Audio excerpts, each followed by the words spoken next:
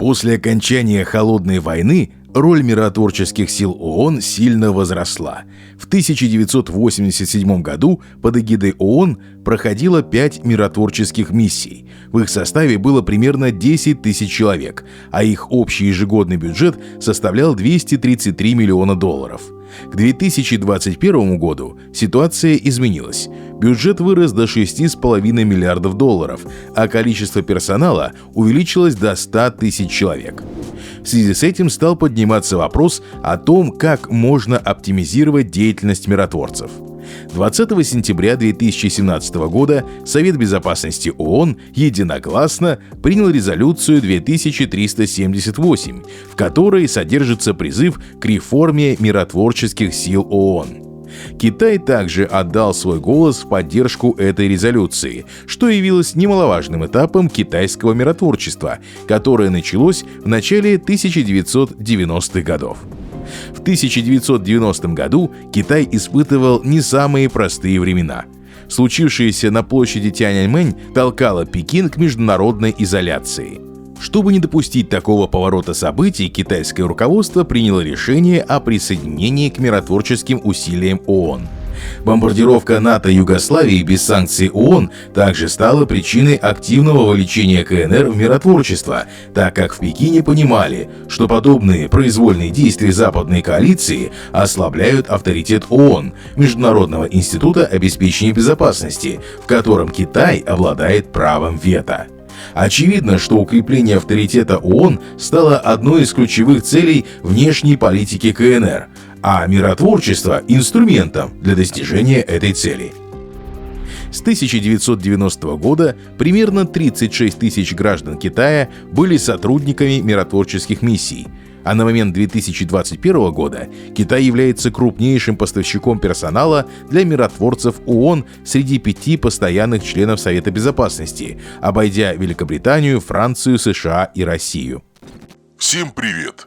Большое спасибо за поддержку, которую вы оказываете каналу. По ссылке в закрепленном комментарии за небольшую плату вы можете получить доступ к эксклюзивным стримам. Дипломат объяснит, что происходит в отдаленных частях планеты и почему эти процессы очень важны для остального мира и в частности для России. Кроме того, вы можете получить чек-лист с самыми нужными материалами по международным отношениям, а также многие другие бонусы. И приезжайте к нам. У нас не заходит солнце.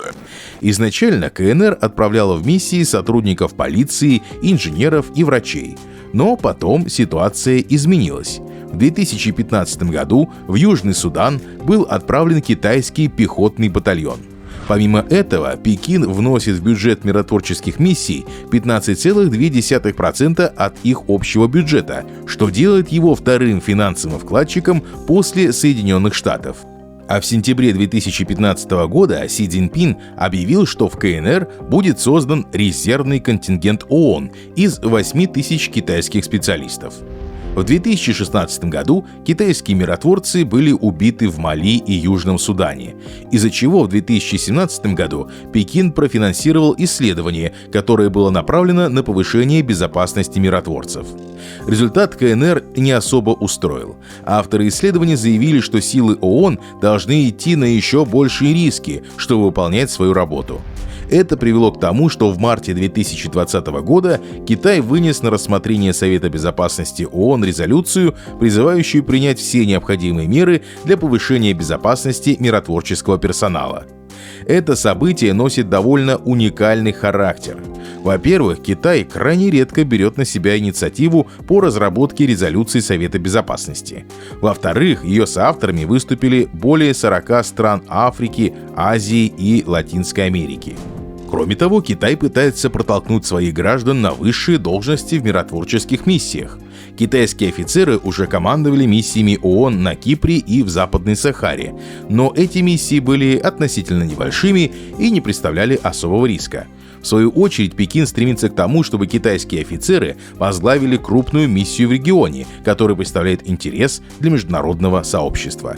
В начале 2019 года генеральный секретарь Антонио Гутерриш назначил китайского дипломата Хуана Ся своим специальным посланником в районе Великих Африканских озер. Это был первый случай, когда китайский гражданин занял в ООН столь высокий политический пост. Однако Хуан Ся не обладает полномочиями руководить миротворцами или полицейскими силами. Помимо этого, в мае 2020 года Гутерриш назначил гражданина КНР с опытом работы в Ливане, Афганистане и Судане заместителем специального посланника Генсека ООН в миротворческой миссии в Южном Судане, также без возможности осуществлять военное командование. В сентябре 2020 года в КНР были опубликованы официальные документы под названием «Вооруженные силы Китая. 30 лет миротворческих операций ООН». Они переведены на английский язык и содержат позицию правительства КНР о роли Китая в операциях по поддержанию мира. Основной идеей этих документов является то, что Китай участвует в миротворчестве, потому что стремление к миру – это часть китайской культуры, которая заложена в генах китайской нации. Однако на Западе существует подозрение, что дело совсем не в стремлении к миру. Есть мнение, что Китай инвестирует в миротворчество только в тех странах, где у него существуют большие экономические интересы. По сути, защищает голубыми касками свои инвестиции. Например, по данным американских аналитических организаций American Enterprise Institute и International Peace Institute, в период с 2012 по 2018 год китайские миротворцы работали в миссиях в 13 странах, 9 из которых получали китайские инвестиции за пару лет до прибытия миротворцев из Китая. В качестве ярких примеров американские аналитики приводят Южный Судан и Демократическую Республику Конго. Канал «Дипломат» часто обвиняет в том, что он очень предвзято относится к КНР. Более того, мы якобы продвигаем какие-то западные идеи, направленные на сознательную демонизацию КНР. Это не так. Чтобы доказать это, мы поподробнее разберем идею о том, что Китай использует миротворцев в своих корыстных целях. На самом деле доля китайских миротворцев в каждой миссии довольно мала. В среднем это 2,7% от общего количества сотрудников каждой миссии в период с 1990 по 2016 год. В мае 2015 года в рядах миротворцев ООН находилось 3084 гражданина КНР, что до сих пор является для Китая максимальным количеством отправленных специалистов. В среднем это составляет по 308 человек на каждую из 10 миссий, в которых в 2015 году принимали участие китайские сотрудники, или 3,6% от общего числа. Более того, количество китайских специалистов в упомянутом выше Южном Судане, который является важным опорным пунктом на пути продвижения КНР в Африку, составляет 1035 из 17 тысяч сотрудников. В этой же миссии число индийских специалистов составляет 2343 человека. Также Китай не входит в топ-10 стран, которые отправили миротворцев в Демократическую Республику Конго, несмотря на то, что американские аналитики утверждали, что у Пекина имеются значительные экономические интересы в этой стране. У противника Китая Индии в ДРК размещено более 1800 сотрудников. Стоит отметить, что в 2017 году на долю китайских миротворцев приходилось 5% от общего числа миротворцев ООН в Западной Сахаре, 3% в Мали и 20% в Либерии, где у Китая в то время не было очень серьезных экономических проектов. Таким образом, на данный момент трудно найти реальные доказательства того, что Китай использует миротворчество ООН в своих экономических целях. Для китайского участия в миссиях ООН есть другие причины. Быстрый всесторонний рост КНР вызывает у всего мира определенную обеспокоенность.